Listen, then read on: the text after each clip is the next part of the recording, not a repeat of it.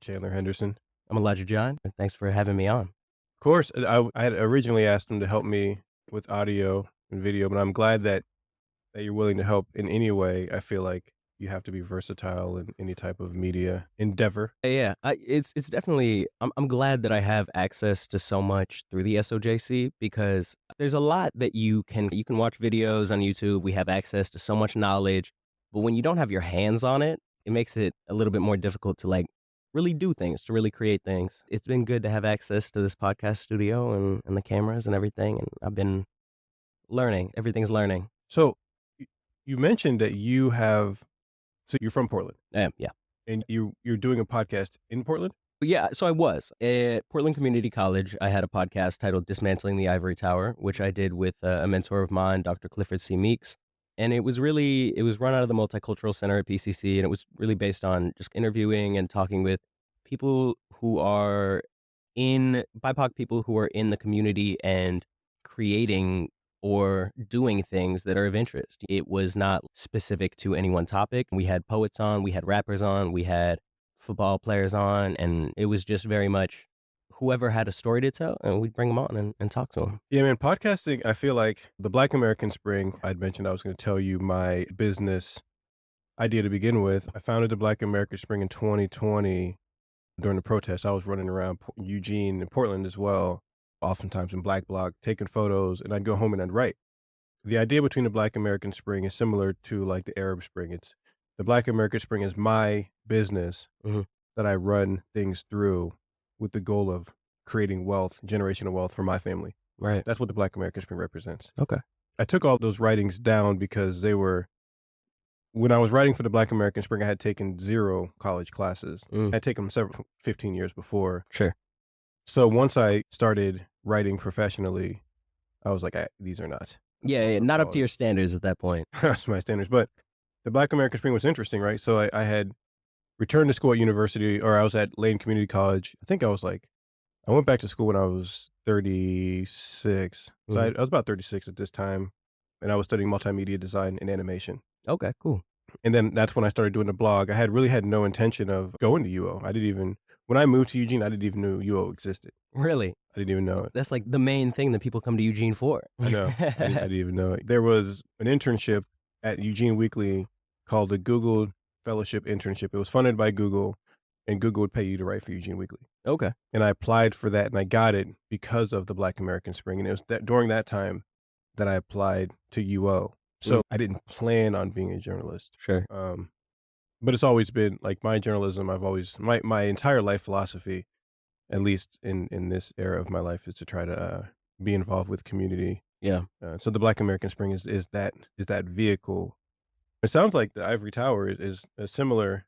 It was, yeah. Definitely like the idea, the entire, like the name basis of dismantling the ivory tower is not everybody has the money to go to college. Not everybody has the means. Right. And yet there's so much knowledge, so many people, so much to see and do and speak about within these higher education spaces, but we gatekeep them basically. And the idea is we have all the ivory towers of these institutions, PWI or otherwise, that people just don't have access to. And the idea is just dismantle that, disperse.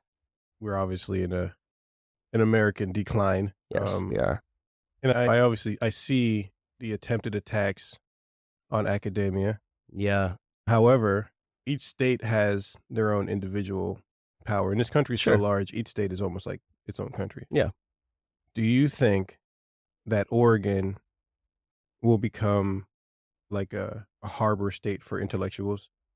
Yeah, I think the West Coast in general is going to be that because, beyond our history here that is, somewhat removed from the history of the East Coast, we have a lot of hubs. You have LA, you have Portland, you have Seattle that are primarily liberal, but also very academia and education focused in a way that I think even hubs like New York, right? I think because there's so many people, but also because it's just a different culture, it's a different place. I don't know. I do think that things are going in a direction where, yeah, people are going to come here and Seattle and LA, and they're going to view that as the safe space. And I think that could be a good thing, and I think that could also come with some challenges, but yeah, I do think that will be the case. I imagine so. Where would are you 23? 21. Where would you where do you see yourself, like, in 20 years?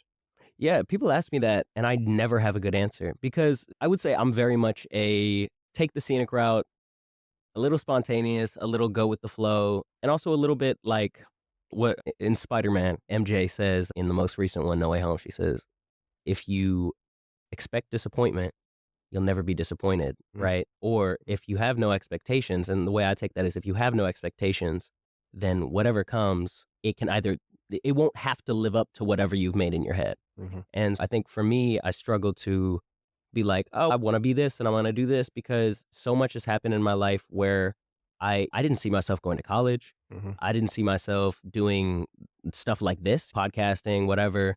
But naturally, just through my interests and through the people I've met, opportunities and doors open. And if you'd asked me 5 years ago where I'd be 5 years from then, I would have come up with something probably completely different and antithetical to everything I am and everything I'm doing right now. My personal aspirations are screenwriting for sure, and that's something I do a lot, video production of a few different types, but I don't know where that's gonna lead me. I don't know.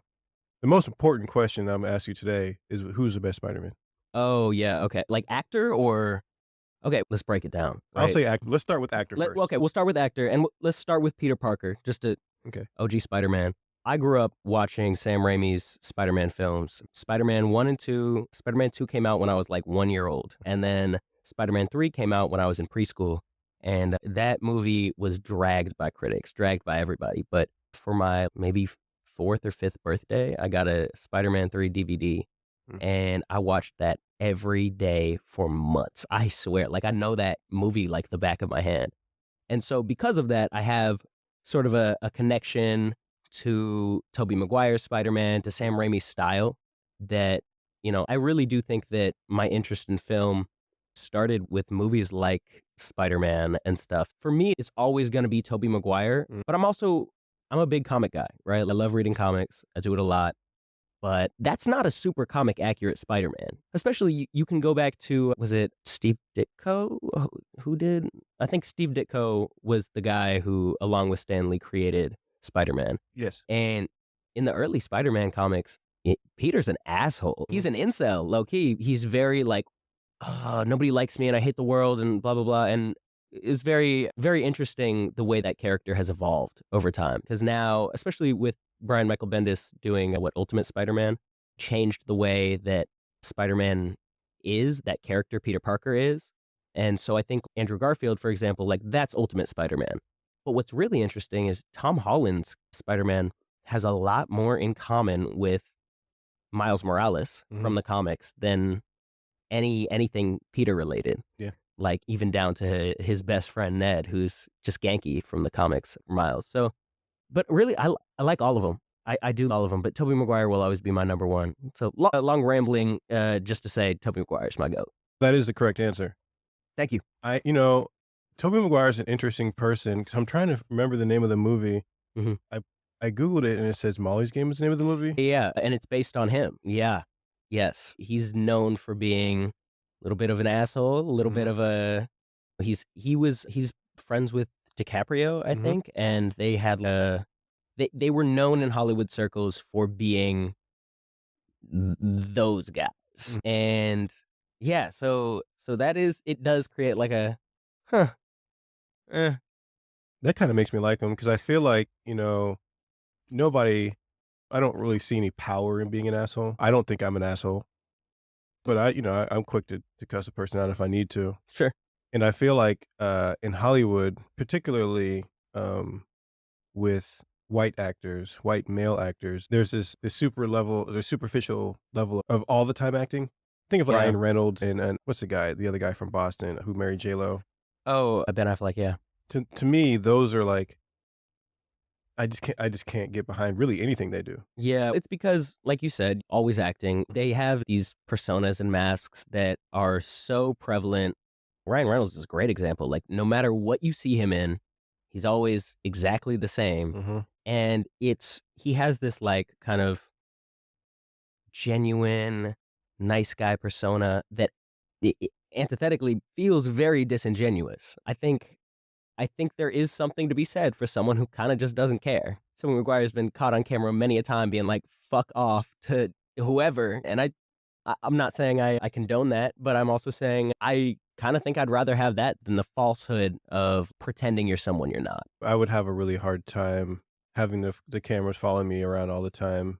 But I have to say Ryan Reynolds, one thing, going back to my original college days, in a Mhm. movie that I'm almost embarrassed about that I used to watch all the time is Van Wilder. Mm. I've seen Van Wilder probably, I don't know, man, at least 200 times, That damn. at least. Damn. That's a movie that I've seen, like, maybe once, not maybe once, it's a movie I've seen once, and I don't remember almost anything about it, and to be fair, I saw it when I was, like, maybe 12. It's basically during that time I was in college. This was when I was like 21, 22, and we had a little party house. We were pretty much our house was like it was 3 Korean guys, kinda. All three of them had Korean mothers. Okay. One of them had a Mexican father, one of them had a white father, and one of them had a Filipino father, and then myself. And we were pretty much like the anti-frat. We had a little bit of funds, and so Yeah. our parties were just as had just as much, let's say, extracurricular liquids, Mhm. and we had DJs, we had speakers, we had a nice big house, and so we definitely were like those guys. And so Van Wilder, and I was older as well. I was like 22, and these guys were like normally 20, 19, 20, still Yeah. older, of course. Sure. But Van Wilder, essentially, it was looking back, it wouldn't hold up today's standards because there was a stereotypical Indian character, but essentially he was just afraid to graduate Yeah. because he was like, what the hell am I going to do? And I feel that way in some ways now, Yeah. but not really. What it really is, I look at, so I'm studying journalism. I have been accepted into advertising and brand responsibility and master's in strategic communications. I'm going to do both. Mhm. And I did that because I've realized that in journalism, I don't want to say I'm conservative because I'm not a conservative, Mhm. but I'm conservative in some ways. And what scares me is that if you are a black man, appear to be a hippie or a stoner or whatever it is, but you also have these conservative, fiscally conservative views, then those editors will then use you and essentially be like, "Hey, look, this." Yes. Yeah, and that's a big thing to basically kind of use Black folks who have certain views as puppets or point to, right? Mhm, No, I'm not saying this necessarily, but they're saying this and right? I don't know. To obviously this is a more extreme example, but like someone like a Candace Owens is someone who basically is put on their platform specifically to spout talking points that might be racist or might mhm, be really horrific. And it's something that it's things that white people, if they did say, would get called out for. But mhm, because it's a black person saying it, they can go, I'm just platforming this black person to say what they want to say. And mhm. I happen to agree with a lot of what they're saying. But I think that's dangerous. And I think it's people like Candace Owens who promote anti blackness and shit. Look at it. There was that school shooting recently that was done by a black kid. Oh, yes, yes, Yeah, yeah. yes, And he was a white supremacist. yes. And his whole thing was I hate being black. I hate myself, calling himself slurs, that kind of thing, like in his manifesto and his journals. And the one black person who he constantly propped up, Candace Owens. Oh, I like Candace Owens though. I like Candace Owens. Um, and you have to wonder why that is, right? Why, you know? It's scary. So back to Black American Spring, philosophy. I am under the belief that as Black Americans, and we also have to consider the amount of money coming to the digital space. I think they believe by what 2030 it'll be worth $540 million. Mm, So I believe Black Americans, if we're in the media space, and this is just a theory, sure. so Yeah. that we're sometimes better off creating our own content, using the skills that we have, linking with advertisers that can help us push our stuff out, and then just having just a job doing. I worked in restaurants for 20 years. Sure. My thought is I'd open up a food cart and then create content revolving around that cart and then podcasts. And that's where I would make that extra money because, Hmm. you have a food cart that'll pay your bills. That'll keep you from being homeless, Right. but it's not going to make you rich. Right. I feel like those big checks would come from content, from being a content creator, Yeah. freelance. I gotta turn my Yeah, no, you're good, you're good. notifications off. I should do that also, just in case. And nobody ever texts me. It's my wife's birthday. I gotta say happy birthday, babe. Oh, damn, happy birthday, shout out, what's her name? Allison. Allison, happy birthday, Yeah. shout out. What was I gonna say? I Got don't know. distracted by the Yeah, birthday. yeah, yeah, yeah, it's gone. But yeah, no, it's okay, wait, so for people like you've mentioned Black American Spring a few times. Mhm. For people who don't know, what is that? Can you explain? So originally it was a blog. This podcast is actually gonna be the first post like of current days. The reason I took a lot of my stuff down because I felt like I was an outsider. Sure. I didn't feel legitimate when I got accepted to grad school. That kind of made me feel like maybe I am legitimate. But also my skills are so much higher that the content that I'm creating is of much higher quality. Right. Um, and so it's going to be, a podcast series on Black American Spring. Cool. I'll probably do some writing too, but people don't really read. Yeah. Unfortunately, this is true. Yeah. Yeah. And interestingly, because of the rise of AI and stuff like that, it's so much easier for people to have summarize, Mhm. right? I think reading is, and I don't mean to be like, "Ugh, everybody should read books. They should. And they should, yes, but also I think there's an air of snobbishness that can come with, oh, I read books and you don't, and I'm not saying that, but I'm saying that, yeah, I do think that reading and literacy is something that's falling. Like people are not engaging as much, and I think a lot of that is due to we are very into short form content that Mhm. dopamine immediately, real quick. And I think it's a little bit troublesome. It is. Just a little bit. Maybe a lot of it. I think part of why we are where we are right now with America is at least partially because of that. There's so many factors, but that's one of them. What I hear you say is that there's an illness, an illiteracy illness. What is the cure?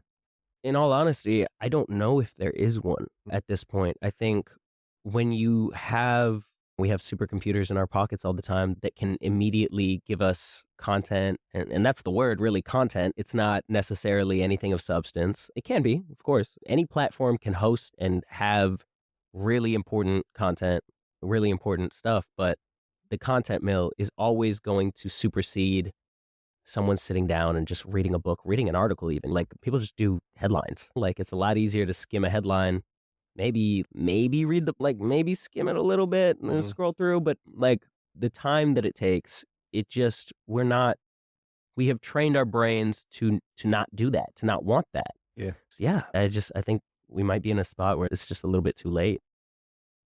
I have not a theory. Mhm. I don't know if I've told you about my research project, 400 Year Nightmare. Essentially, when it started, I started it before I came to school because it was just like I was researching. Is this the comic? I've heard a little bit. You talked a little bit about this in NABJ once. Yeah, basically, what I started doing is researching my family's tree and then looking at what it was that my family did during Reconstruction period and Sure. how we survived. And I planned on turning that into a graphic novel. Um, what it has evolved to is similar, but I've been looking at families, not just my family, families even around my families, Mhm. and really looking at the landmarks and the news, the articles that were written about people during that time. And I think a lot of times people say there's not Black American history is erased. That's not true. You have to consider during the slave period, Black Americans were insured. They were property. Yeah. So in reality, there's more documents on Black Americans than white Americans. It's just not. It's easier for them to tell you that it's not there than for them to give it to you. And yeah, it's not that it's not there, it's not that it doesn't exist, it's that it's not available Yep. to those who might wanna access it, and that's intentional. But I've been lucky. Yeah. I've been able to trace my family as far back as recorded history, and of course, there are some, you know, people that are written about. I don't even want to say unfairly. For example, my fourth great grandmother was in a plantation in Virginia. The man's name who had the plantation was Captain John Henderson. My name is Chandler Henderson. He was captain during the Civil War. He was his first cousin was George Washington's wife. Interesting. So that's where they were. My fourth great grandmother was, when you read all of the historical documents about him, they're like, "Oh, that was the person he trusted the most." She was a person who, when he died, she kept his gold. Mm, Of course, he had kids, and his kids got all the property, but she was never freed. Who was freed was, there are 2 squires. In history, it says that they are father and son, mhm, and that could have been their relationship. What actually happened was, she had both John Henderson and John Henderson Jr., which is his son, mhm. both had kids with this woman. Oh, okay, And interesting. so they so Yeah. and they walked from Virginia to Florida, and their lives are very well documented. Mhm. Even his death is well documented, and I have many articles about those 2 men. But what I find most interesting is her, because there is still a lot of documentation about her, but nowhere have I found her name. Oh, interesting. Okay, yeah, And so that's the thing, and she was from Africa. yeah. I haven't found the manifest yet, because I have to dig through the archives. And I don't know if you've done any archival.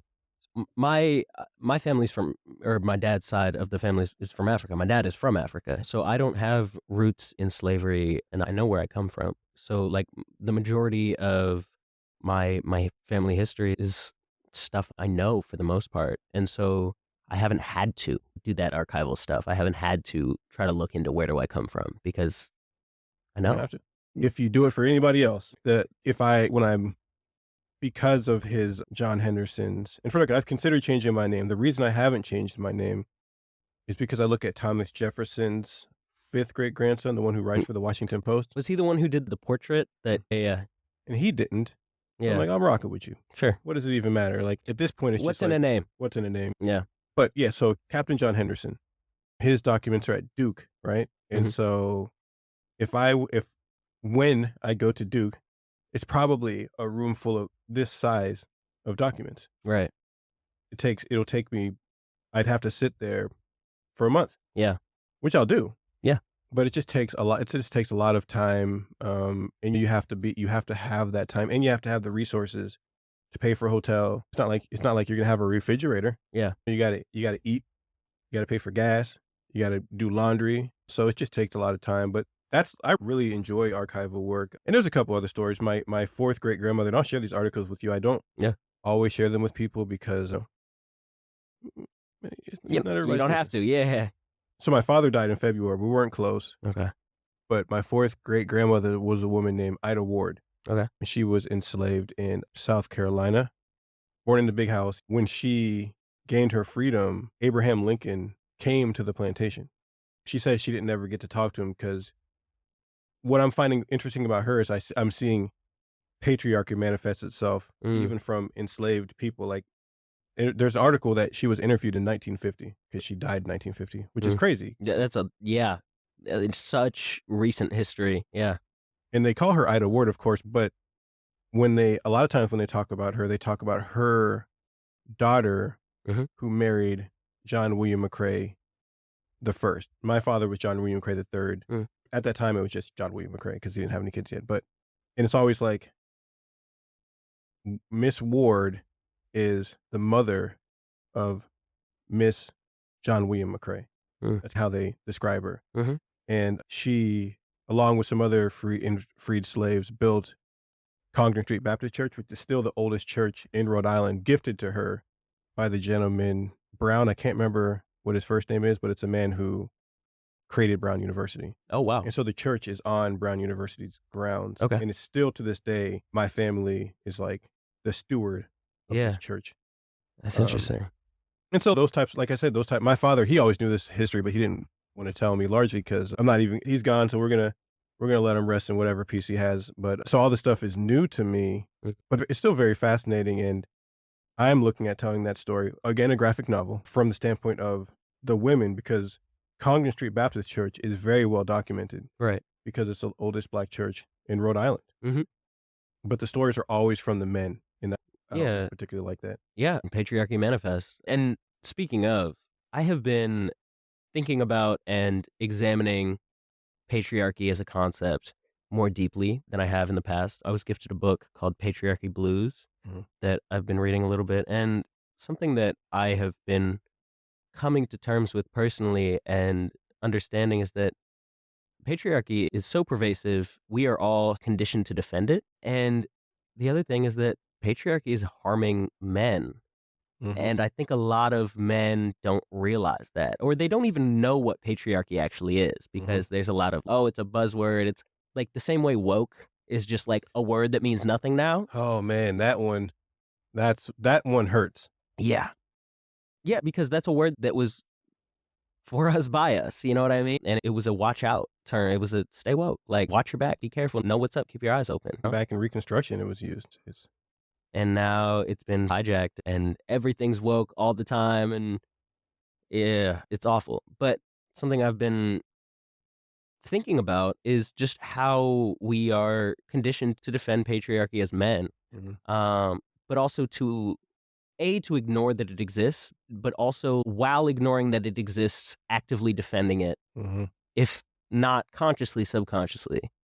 Um, and I think just about this is crazy, but I truly think that just about every societal issue that men face, we're seeing rises in male loneliness, mhm, in extremism, in sexlessness, right? mhm, Like all of that. And I think that's all genuinely patriarchy. Like that is the cause of you not being able to get laid is not women, it's patriarchy. And the reason for that is because we have created we've created a culture essentially that props up men as protectors, as chivalrous, as all of these things that then requires them to bottle it in. I read a study by from Cambridge that came out very recently, mhm, and it basically found that men value relationships, romantic relationships, more than women do, and they feel worse when one ends. yeah, And it's because women often have support systems, right? mhm, Because it's encouraged for you to have like you have your girls, you know what I'm saying? mhm, Men don't have that in a lot of times, and it's because it's actively discouraged. You're not supposed to have those support systems, and you're not, so, a lot of men will come out of a relationship with a chip on their shoulder, and they'll forever be like the scorn from that. They'll just be angry. I think it's interesting because we have also this idea that we've propped up this idea that like women are highly like romantic and mhm, all this, and so then I think men also get the wrong idea. They're like, what? And I guess what I'm getting at is that I found that study very interesting because when I was reading sort of some of the comments on it, like, because I saw an article first that was written about the study. mhm, And when I was reading the comments on that article, so many people were like, yeah, duh, because women are mean and blah, blah, blah, incel shit. yeah, Um, and I find that interesting because even when we are actively like talking about here's the reasons for some of the stuff that men are facing, right? mhm, Men are still gonna be like, "No, actually, it's women, by the way," mhm. which is so weird. It's weird. My wife, there's a couple interesting things about my wife. First, she's white, Mhm. which I think because she's white, people think I married her because she's white. Mm. Not why I married her because she's beautiful, and actually I didn't marry her because she's beautiful. I hollered at her because she was beautiful, Sure. Beautiful inside and out. but Beautiful human being. she's a fucking genius. Yeah.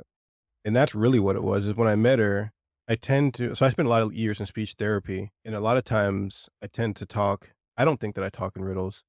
A lot of times I'm normally purposeful with what I'm saying. So a lot of people who aren't purposeful don't understand what I'm saying. But she always understood what I was saying. So I was like, "All right, bet." And we were at a festival, Oregon Country Fair, and she's like quoting James Baldwin. Not too many white women Mm-mm. are quoting James Baldwin. Mhm. So I'm like, "All right, there's something deeper here." But one thing that I had to grapple with her is that she is also very traditional woman. Mm. Mhm. She does a lot of crocheting and knitting. She doesn't cook though. I do all the cooking, Mhm. but she's I've very I've had some of your cooking. Side note, fantastic. yeah. I'll bring you some more. I didn't want to bring any frozen stuff, but No, I'm gonna cook tonight. all good, man. But yeah, we used to go out to the bar and she'd be like crocheting, and it used to make me nervous because I felt like people were gonna look at me like I was like making my woman. Making her be like a traditional, yeah. And there's the what's it called? Like this trend or trad wife. Mhm, Yeah, that's going around, and yeah, I think it's totally fine for people to fall into those traditional gender roles. It just mhm, can't be expected of people. That's the only thing. It's totally normal, and it's not normal. It's been normalized for people to fall into those traditional gender roles, heteronormative gender roles, but that's not a bad thing. mhm, What is bad is when it's forced upon someone. But mhm, if that's not the case, then let everybody live, let everybody do their thing. mhm. If a boy likes blue and a girl likes pink, and that doesn't have to be because like it's been forced upon them. Yeah. But it also can be, right? Mhm, But yeah, no, what I'm hearing from you is, yeah, she just is naturally into those things. mhm. And she does wear a lot of pink. Sure, She definitely, if you see her, she's like your very typical, visually bubbly white girl, but when you talk to her, you're like, "Oh, there's something else here." sure, Yeah, it almost that was like my, almost like insecurity as a man, right. not wanting to be that. So what is you like, do you see yourself getting married, having kids? Like, do you want that? Yeah, I don't know, man. To be honest, I'm like, again, because of who I am as someone who just like, I'm an I don't know kind of guy. I could definitely see it happening, but I'm also like, I could see it not. I think for me personally, I have a lot of issues with marriage. I think partially because my parents were together and then they were divorced. And I just saw the strife and the pain that put my mom through specifically. Mhm, And I don't know that I would want that for myself, but want that for someone else. And I also think that the idea that we have to have a legally binding contract that says that we love each other, mhm, I don't love that. I think if you truly love somebody, there's a lot of ways to let that person know. And I think I might be the type of person to to get married, have a wedding, but not do it on paper. yeah. I think that's where I'm at with it. And I don't know. We'll have to see what happens. We're gonna getting close to the 30-minute mark, so I don't wanna Yeah. go too much longer, but I think I'm curious, let's say we did this again. Mhm. What topic is burning that you feel needs to be discussed? Yeah, I touched on it already, but the patriarchy thing Mhm, is something that I've been thinking about a lot, especially because, I, if I talk to most of my guy friends about it, and I don't really, like, it's not something I bring up, but if I were to, I can imagine there would be like what are you talking about, bro? Like, mhm, kind of reaction, like, bro, knock it off. And I definitely think that's something to discuss. And I don't know. Yeah, I'd say that's something for me. But also, let me ask you this: Are you angry at the state of the world right now, at the U.S.? I wish I was angrier. That's Yeah, how I feel. yeah, I think I consider myself to be incredibly privileged. yeah. I think a lot of people, when they meet a lot of Black Americans, they don't think that. But the life that I've lived and the thing that I've seen in living in Oregon 10 years, most of the white people that I know have not lived or seen the things that I've seen. And I think whiteness is a cage Mm, because a lot of white Americans, they might not be racist, but a lot of they have these racist families a lot of times, not all the time. And it's hard for them to escape that because if my father was a multimillionaire, it'd be hard for me to not talk to him. I don't have those burdens. yeah. I don't have anybody that's actively holding me back. America tries their best, but never, unless I did something to myself, has anybody really been able to stop me from doing anything. So Hmm. I'm not angry. I'm disappointed. Sure. I think not only in white America, but in Black America, I'm disappointed that so many. Like I went to New York Hmm. over winter break, and you'd be surprised how many brothers in Timbs and MAGA hats. Yeah, I didn't expect that. yeah. No, it's a thing. It's a thing, and Mhm, it's really disheartening. I think the reason I asked that, you brought up James Baldwin, and mhm, he has a quote, which I think is to be a Negro in this country and to be relatively conscious is to be in a rage all the time. mm. And I think lately I have been feeling that. I have been, because I'll say this, I thought Kamala was going to win. Me too. I did. Yeah, I almost had no doubts. Like I would have bet on it. Mhm, And then for Trump to win even the popular vote as well really blew me away and shook my understanding of what this country was. And I think partially that's because after Trump, we elected Biden. mhm, And then it seemed like everybody was on the "fuck Trump" bandwagon, at least, and this is also the dangers of being in a bubble, right? Around here, yeah, that's the case, but clearly that's not the case throughout the entire country, and I think something I'd wanna talk about is for myself and for other young Black people, how do you deal with that anger? How do you deal with that rage? What do you do with it? Do you organize? Do you what? You know? And I think that's another topic that I would want to discuss because I have been struggling with that personally. I'm just like, I'm mad. I don't know what to do. We might have talked about this once, but the first time I ever voted was when George Bush stole that election, Mm, and I was mad for a long time. mm-hmm, And I remember even when I moved to Oregon, telling my friends, talking to them about voting and politics, and they were like, "I don't vote." mm, Like, pretty much everybody said this, and mm-hmm, this was, like, 10 years ago. And, of course, now all those people are hyper political and telling me what I need to know. mm, So I think for me, what it is just I've been telling people this stuff for years, and I'm not the smartest man alive, but I'm just like, I do I also have 3 dogs. mm, So, like, my life in general, I'm just surrounded by things that I love, mm-hmm. and so that stops me from being angry. If Yeah. I didn't have a lot of love in my, like, bubble, Mm-hmm. I probably would be angry. Yeah. I feel like I said, I think I still consider myself privileged, Mm-hmm. and I'm just more disappointed than angry. It's almost like the saying is it, sometimes you have to laugh to stop from crying. Yeah. And Yeah. that's where I am. Like, I just can't be angry anymore because then it's just me being angry. Nobody understands what the hell I'm talking about anyway. Yeah. So, Yeah. No, that's fair. Cool, man. This has been great. yeah, man, this is the first episode of Black American Spring. We'll be back throughout the week. We should chat and figure out who we want to have on. I feel like there's a couple people that I feel like would be interesting people to bring into this. There's some smart people on this campus. There's a lot of smart people on this campus. And we could also zoom in. There's all kind of cool stuff we can go. But yeah, we'll see you all. See y'all next time. Thanks, everyone.